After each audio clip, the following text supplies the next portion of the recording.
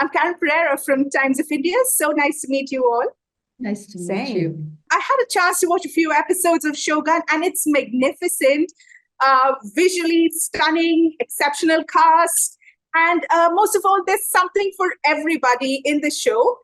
And it's also got a 100% Rotten Tomato rating. Oh. A bit of confidence as you all gear up for this big release. Gosh, it's been, for us, it's been 5 years. For Michaela, it's been 8 years. even longer. Yeah. I think that we're just happy to be on the other side of a very long journey, because this took an army to make. Thousands of crew in British Columbia from many continents came together to tell this story and to really share a part of themselves.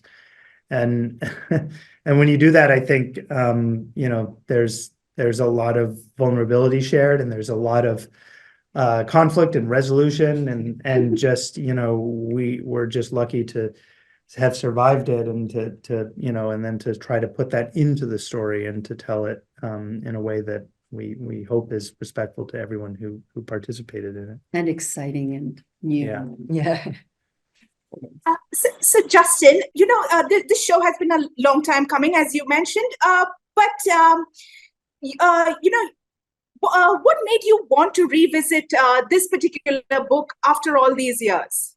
Yeah, I don't ask that question anymore because I know now, but it was definitely a question that, we were asking for a long time early in the process, because I think it's an important question to come to honestly, because it's the same question your audience is going to have. And ultimately, it comes down to, why does this story hold our attention and hold our imagination 50 years later? And then has it evolved over time in a way that can have a message for audiences today? And in this case, the story of how we encounter other cultures and how we encounter ourselves and our sense of belonging or not belonging within that is a very, very, I think, important question that we need to be asking today more than ever. It's, the spirit of James Clavell, Michaela's father, we like to say, is this spirit of enduring curiosity, curiosity for ideas that one doesn't understand, for cultures that one hasn't visited before. And I think we could use a little more curiosity today, and a sense of listening and maybe not speaking, and hearing and absorbing and seeing people for who they are. So we were really moved by that component of the novel. My next question is to Rachel.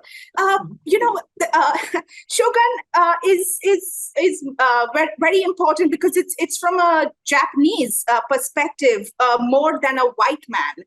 What was it like going into this show and writing these strong characters? Well, there are many male characters leading it on, but Mariko is a standout. What was it like writing for this and maintaining this power dynamics between these characters? Excellent question. When I think back on it, it feels, if I can paint the picture, it feels like we were doing a lot to try to manage the swirling world of male-dominated politics and the intrigue and the betrayals and the intentions and the secret hearts of all these men.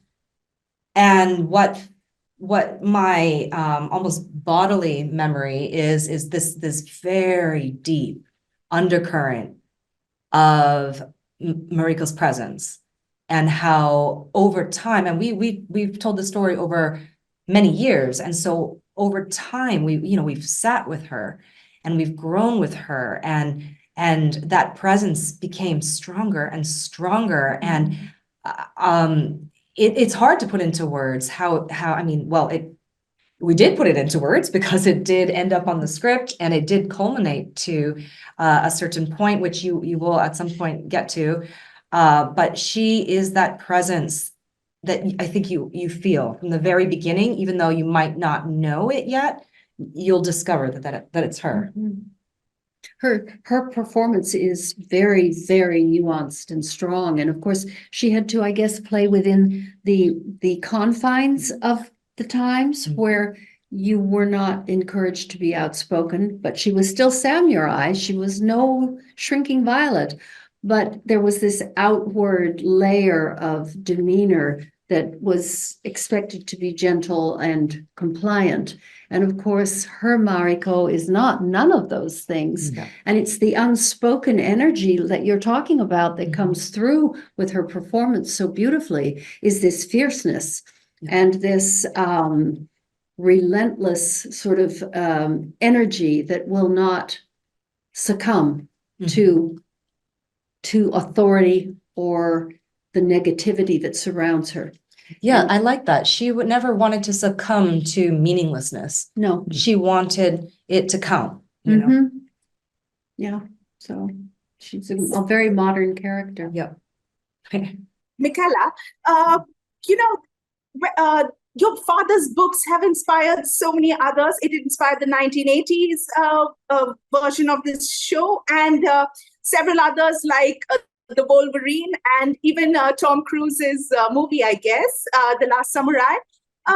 What do you think makes this particular series stand out from all the other material that that producers before have tried to tiptoe into Japanese culture, lore, and politics?